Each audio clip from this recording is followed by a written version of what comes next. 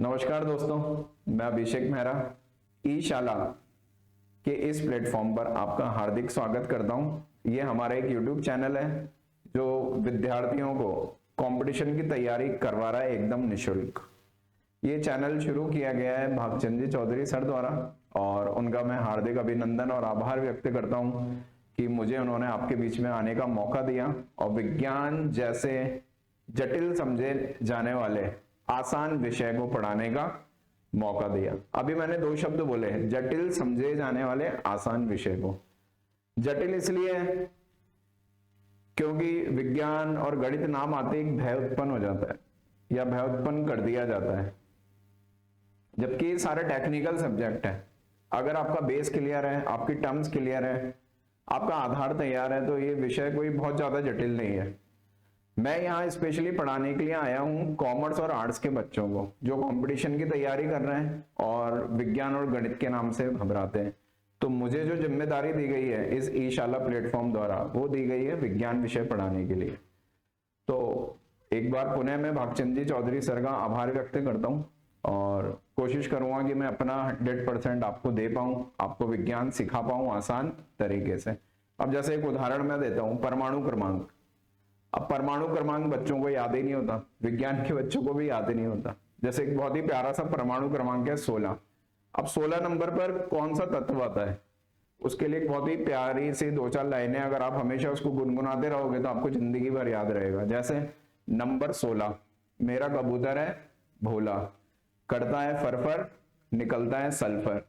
तो नंबर 16, कबूतर भोला, करता है फरफर, निकलता है सल्फर। अब ये रिदम आपको याद हो गई तो 16 सल्फर, 16 सल्फर। ऐसे ये नंबर 17, 17 से होता है खतरा। अब खतरा किससे है? क्लोरीन से। किससे है? क्लोरीन से। तो ऐसे ही बेहद रोचक प्यारी ट्रिक्स हैं अपने पास। मैं आपको जीव विज्ञान भी पढ़ाऊंगा, रसायन विज्ञान भी पढ़ाऊंगा, भौतिक विज्ञान भी पढ़ाऊंगा।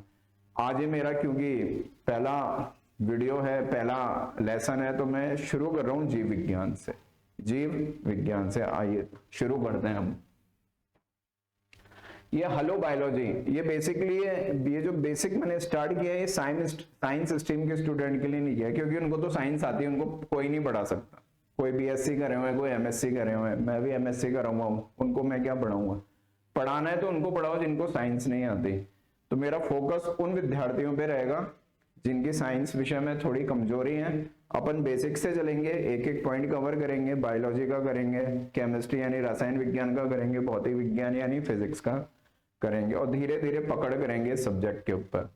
तो हेलो बायोलॉजी उन बच्चों के लिए है जो विज्ञान से घबराते हैं। आज के बाद आपको घबराने की जरूरत नहीं है। जब भी साइंस आए तो बोलना hello science, hello biology, hello chemistry, hello physics. तो हम लोग शुरू करते हैं जीव विज्ञान। जीव विज्ञान है क्या, पहले देखते हैं। जीव विज्ञान एक ग्रीक भाषा का शब्द है। बायोलॉजी ग्रीक भाषा का शब्द है। यह 2 शब्दों से मिलकर बना है। अब वो 2 शब्द कौन से हैं? पहला शब्द है बायोस का मतलब होता है जीवन, लाइफ। और दूसरा शब्द है लोगस।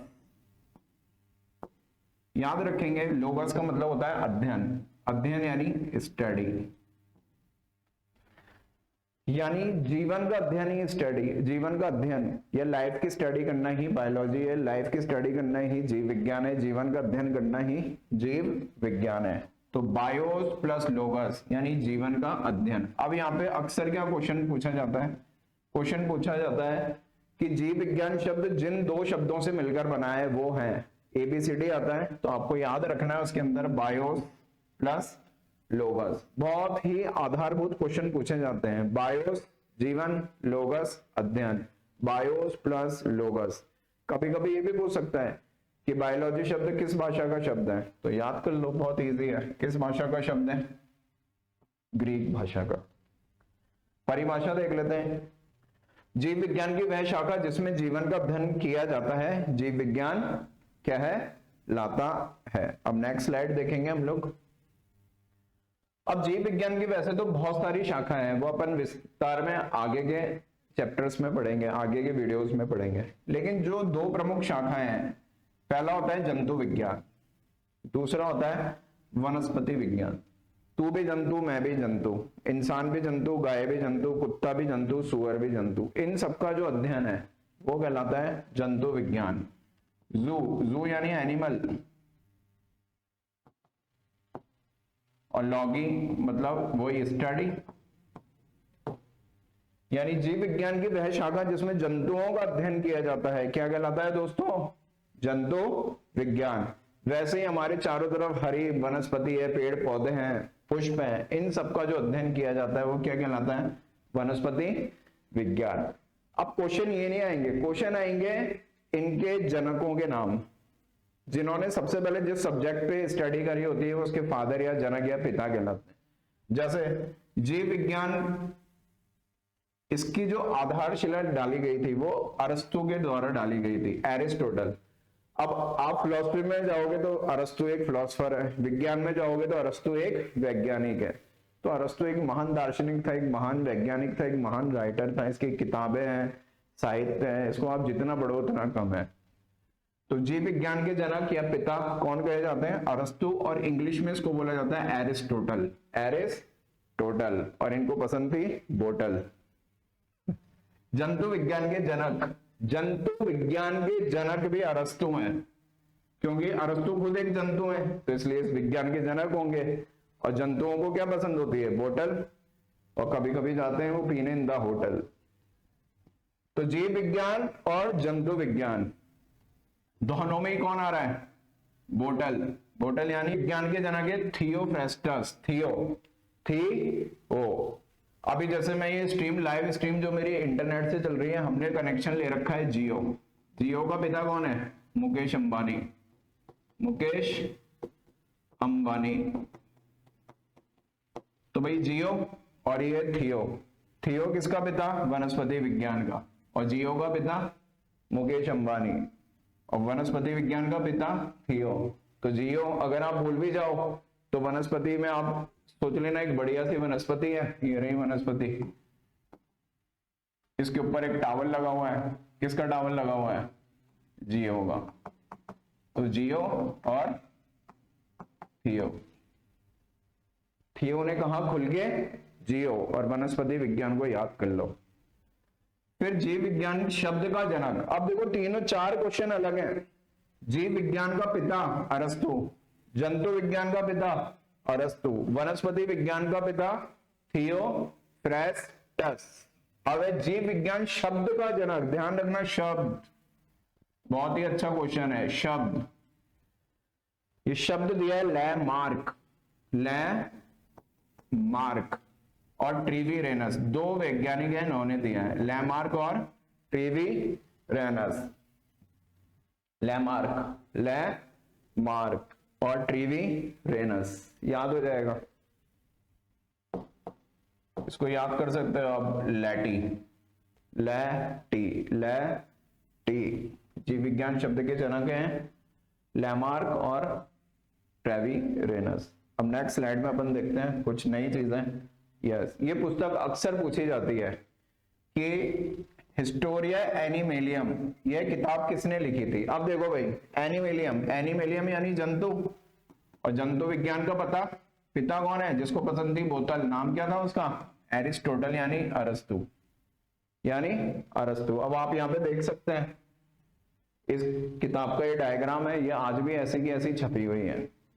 ये हिस्ट्री है हमारी जूलॉजी की, जूलॉजी यानी एनी।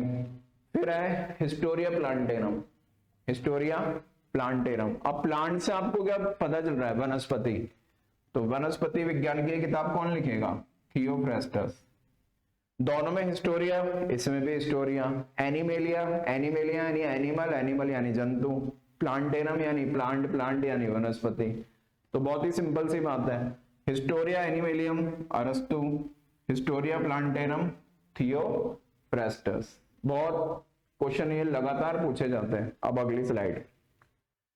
अब इसके बाद आता है जीवन का आधार, क्योंकि हम बायोलॉजी पढ़ रहे हैं, बायोलॉजी यानी जीवन का अध्ययन कर रहे हैं। तो जीवन का आधार क्या है? हम लोग क्यों जीवित हैं?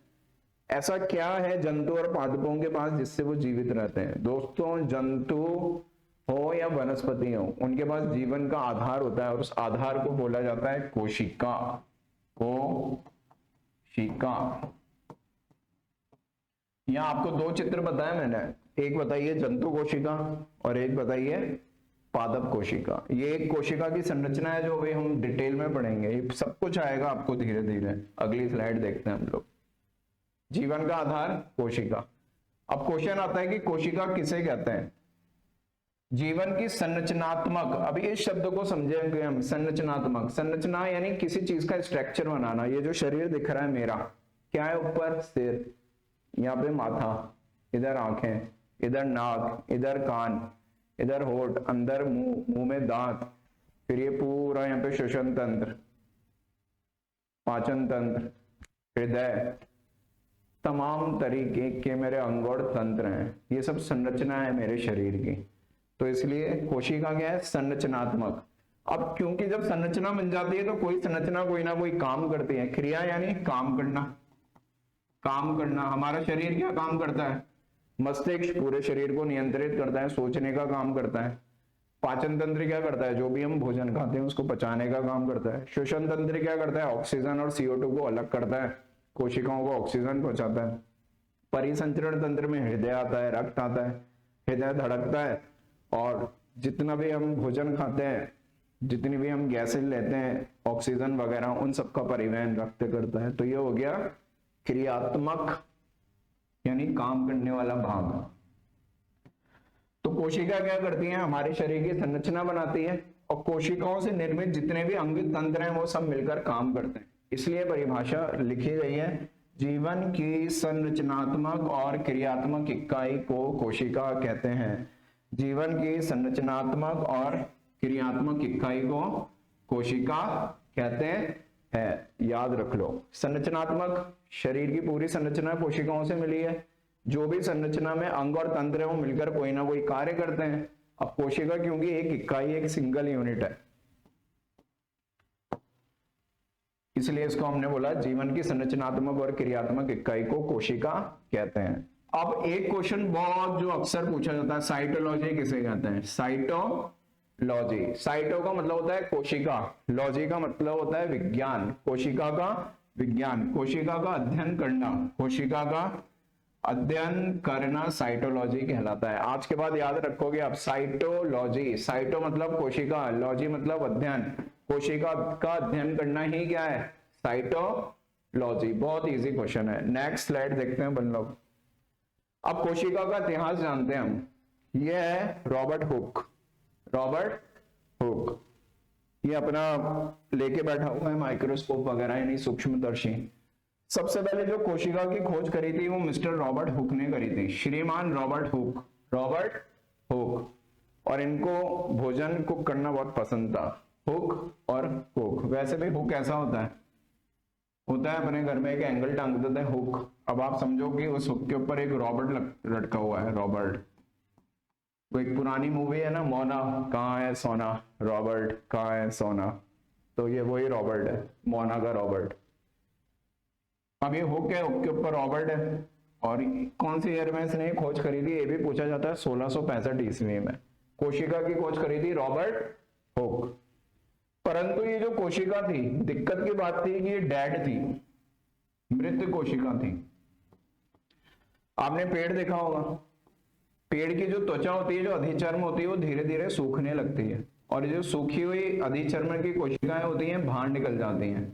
इन्हीं को बोलते हैं हम कॉर्क। इसकी कोशिकाओं में इसने खोज करी थी अपने द्वारा बनाए गए सूक्ष्मदर्शी से। तो कोशिका विज्ञान का जनक। अब क्वेश्चन यहाँ पे आता है, कोशिका विज्ञान का जनक। अब सीधी सी बात है, कोशिका की खोज किसने करी? Robert Hooke. अगर ये इसकी खोज नहीं करता तो कोशिका विज्ञान नहीं होता, कोशिका विज्ञान नहीं होता तो साइटोलॉजी नहीं होता। तो इसलिए कोशिका विज्ञान का जनक भी कौन होगा दोस्तों? Automatically Robert Hooke. Next slide में देखते हैं। अब बच्चे पूछते हैं सर इसने अगर मृत कोशिका की खोज करी थी तो जीवित कोशिका की खोज किसने करी थी? इन महोदय ने करी थी। ये देखिए खोज भी रहे हैं, कुछ इनकी आंख पे लगा हुआ है सूक्ष्मदर्शी और उससे ये सब देख रहे हैं। इसके अंदर पानी है। इन्होंने क्या किया था, एक जलाशय था जलाशय के पानी में सूक्ष्म जीव देखे पहली बार, क्योंकि जितना भी जल होता है उसमें छोटे छोटे सूक्ष्म जीव होते हैं, माइक्रो बॉडीज होती हैं, माइक्रोब्स होते हैं, सूक्ष्म जीव होते हैं, उसकी खोज करी थी। और इनका नाम है एंटोन वॉन ल्यू वैन हॉक। आप तो ये नाम याद रख लो, ल्यू वैन हॉक, ल्यू वैन हॉक। तो जीवित कोशिका की खोज किसने करी थी? ल्यू वैन हॉक ने। कोशिका की खोज रॉबर्ट हुक, जीवित कोशिका की खोज ल्यू वैन हॉक। नेक्स्ट, अब आता है केंद्रक। देखो कोई भी कोशिका होती है उसके बाहर होती है, अगर पादप कोशिका है तो कोशिका भित्ति होगी, फिर होगी कोशिका झिल्ली और अंदर होगा केंद्रक। इस केंद्रक की खोज करी थी इन मिस्टर ने, और इन मिस्टर का नाम है रॉबर्ट ब्राउन। ये भूरे रंग के रॉबर्ट हैं।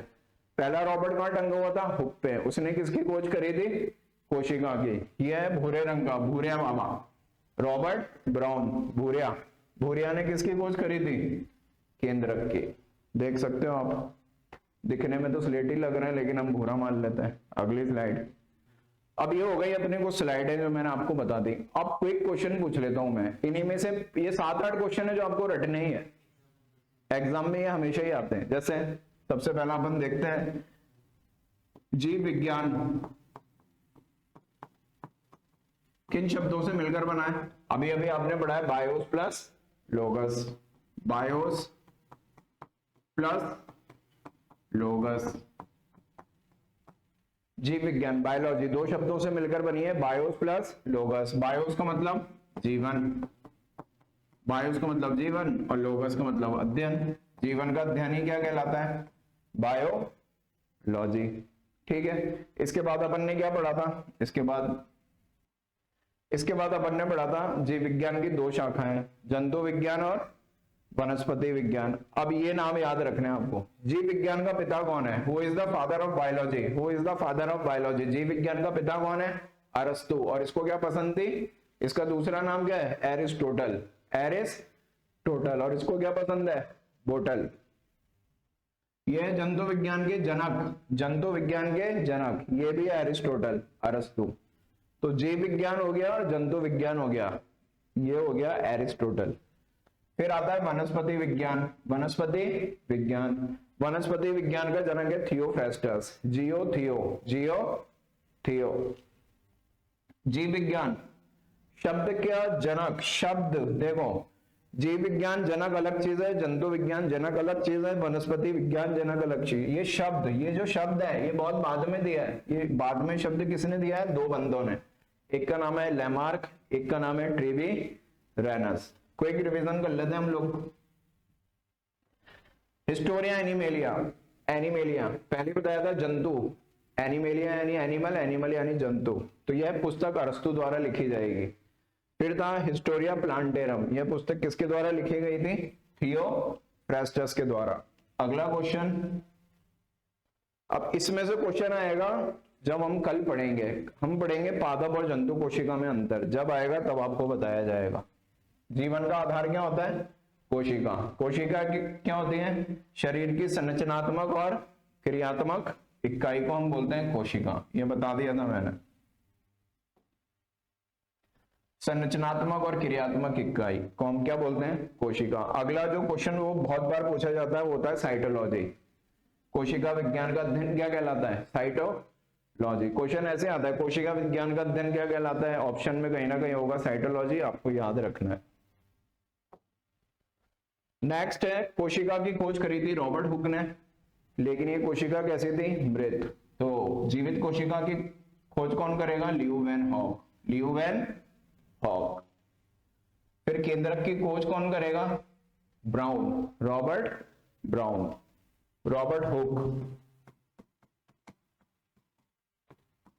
इसने खोज करी कोशिका की। कोशिका में होता है केंद्रक, तो इस केंद्रक की खोज कौन करेगा? Robert Hooke. ठीक है, ये हो गए कुछ क्वेश्चंस ई शाला के इस प्लेटफॉर्म पर। आप ऐसे हमारे संग बने रहिए, शेयर करिए, सब्सक्राइब करिए, लाइक करिए। ज्यादा से ज्यादा आप ही हमारी ताकत और हमारा है नेक इरादा कि आपको इस प्लेटफॉर्म पे मैं विज्ञान पढ़ाऊंगा आसान शब्दों में, आसान तरीकों से। जय हिंद दोस्तों, नमस्कार, भारत माता की जय।